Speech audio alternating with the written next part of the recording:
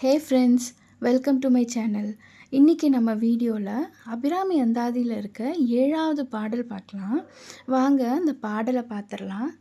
ததியுறு மத்திர் சுழலும் என் ஆவி தளர்விலதோர் கதியுறும் வண்ணம் கருது கண்டாய் கமலாலயனும் மதியுறு வேணி மகிழ்நனும் மாலும் வணங்கி என்றும் துதியுறு சேவடியாய் சிந்தூர். பாடலோட பொருள் பார்த்துடலாம்.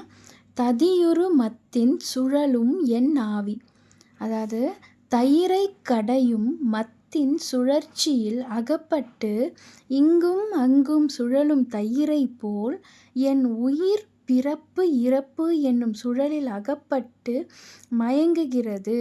அதாவது ஒரு பானையில் தயிர் கடையும் போது அந்த மத்தோட சுழற்சியில் அந்த பானையில் இருக்க தயிர் இந்த சைடும் அந்த சைடும் சுழன்றுட்டுருக்கான். அதை அவரோட உயிரோட பிறப்பு இறப்பு அப்படின்ற சுழலில் அகப்பட்டு மயங்கிட்டுருக்கு.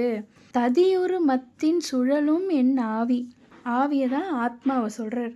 அவரோட ஆத்மா அவம் ஞானம் இல்லாமல் குழம்பி எங்கே போவது அப்படின்னு திசை தெரியாமல் அலைந்துட்டுருக்கா. தளர்விலதோர் கதியுறு வண்ணம் கருது கண்டாய் அப்படின்னா, அந்த துன்ப நிலையிலிருந்து என்னை இழுக்காமல் தளராத ஒரு நல்ல வழியில் நிலைத்து நடக்கும்படி நீ எண்ணி அருள் புரிந்தாய். கமலாலயனும் அப்படின்னா தாமரையில் இருக்கிற பிரம்மதேவரை சொல்கிறாங்க. மதியுறு வேணி மகிழ்நனும், இங்கே மகிழ்நன் அப்படின்னு சொல்லிட்டு சிவபெருமானை குறிக்கிறாரு. ஏன்னா அபிராமி அம்மனை அவ்வளோ மகிழ்ச்சியாக வச்சுக்கிறாராம் சிவபெருமான். அதனால அவரை மகிழ்நன் அப்படின்ற பேர் சொல்லி இங்கே குறிப்பிடுறார். மாலும் அப்படின்னா விஷ்ணு பெருமாள். ஸோ இந்த மும்மூர்த்திகள் எல்லாம் ஆட்சி செய்கிறவங்களாம் இருந்தாலுமே கூட அபிராமி அம்மனோட சேவடியை வணங்கி எப்போவுமே புகழ்கிறாங்க அப்படின்னு சொல்கிறாரு. இதன் மூலமாக அபிராமி தாயோட உயர்ந்த நிலையை சிறப்பாக விளக்குறாங்க அபிராமி பட்டர். சிந்தூரானன சுந்தரியே, அதாவது சிவந்த முகம் கொண்ட அழகிய அபிராமி அம்பாளே அப்படின்னு சொல்கிறாரு.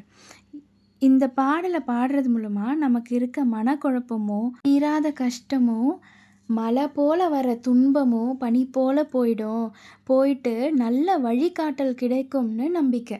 இறையருளை தேடி சர்வேஷ் மாம்ஸ் சேனல். தேங்க்யூ.